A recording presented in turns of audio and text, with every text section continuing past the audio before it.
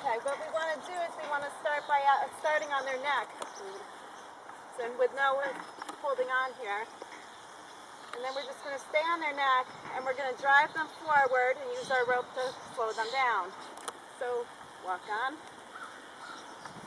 And she's staying right on my neck, and now at this point, if she gets ahead of me,